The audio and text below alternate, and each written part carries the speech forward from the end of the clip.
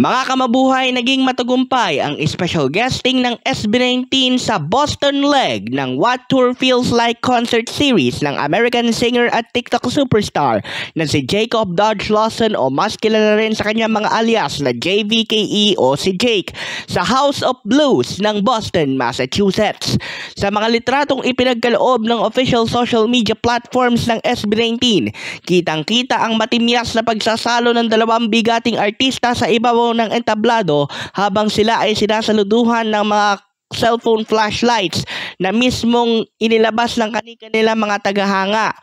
Umabot na ng 24,000 reactions, 1,200 comments at 3,000 shares ang mismong Facebook post ng mga official portraits at hindi rin mahulugang karayom ang pag-congratulate ng mga 18 sa kanilang mga iniidolo dahil na rin ng kanilang pagsasama ng pisikalan kasama ang TikTok superstar at minsan na rin naggamit ng Billboard Hot 100 Top 10 placer.